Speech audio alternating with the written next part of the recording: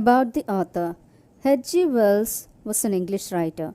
He was prolific in many genres, writing dozens of novels, short stories, and works of social commentary, satire, biography, and autobiography. He is now best remembered for his science fiction novels and is often called the father of science fiction, along with Jules Verne and Hugo Gernsback. Introduction. The story is about a scientist named Griffin. One day, he discovered a wonderful drug that could make him invisible. He set his landlord's house on fire and took the drug and became invisible. He went to a village called Epping. There he stayed at an inn. The rest of the story is how he escaped from there. Let's look at the summary now. Griffin was a brilliant scientist. He conducted many experiments. One day, he discovered a wonderful drug. It could make him invisible. He took that drug and became invisible. He could see everybody, but nobody could see him. Griffin's landlord did not like him. He tried to get his house vacated, but Griffin became angry and set the house on fire. Then he took the drug and took off his clothes. He became invisible and went out. Actually, two boys suddenly noticed few muddy imprints of bare feet. They started wondering what a barefoot man was doing on the steps of a house in the middle of London. The man but was nowhere to be seen. They suddenly saw another footmark. The man was still not visible. They started following the footprints. They followed them until the footprints became faint and invisible. It was winter. It was not easy to walk without clothes. Griffin had no money, so he went into a big London store and stole clothes from there. When he walked with those clothes, it seemed as if a headless man was walking. He took meat, coffee, sweets, and wine from the kitchen of the store. Then he slept on a pile of quills. The next day morning, he did not wake up in time. The shop assistants arrived and saw him.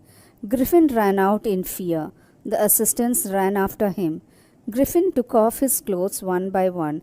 He became invisible again, but now he was shivering with cold. He entered the shop of a theatrical company. He wore bandages around his forehead. He wore dark glasses, a false nose, and whiskers. Griffin robbed some money from the shopkeeper. Then he took a train and reached Epping village. At Epping, Griffin booked 2 rooms at an inn. He paid the rent in advance. The name of the landlady was Mrs. Hall. She tolerated the strange behavior of Griffin due to the money. Soon, Griffin spent the stolen money. He told the landlady that he had no cash. He said that he was expecting a check. The next day, he stole money from the house of the clergyman. The clergyman and his wife were surprised. They had not seen anybody coming. The room was empty. Even then, the money was stolen. After some time, the landlord and his wife found that Griffin's room was open. They entered the room, but there was nobody inside. Griffin's clothes and bandages were lying all over the floor. Suddenly, the hat jumped and struck Mrs. Hall's face. Then the chair jumped and charged at her. The couple was afraid. They thought that there were ghosts in the room.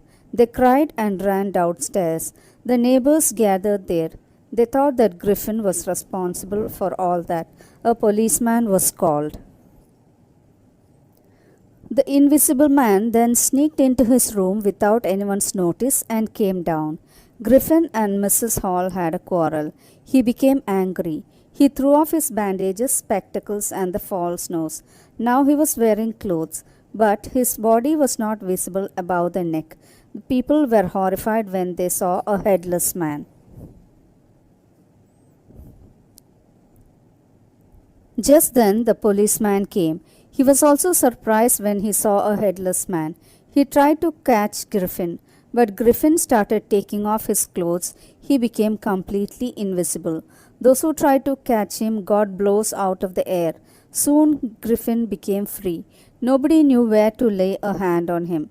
Griffin came out of the inn and started walking on the road. Now again he was a free man.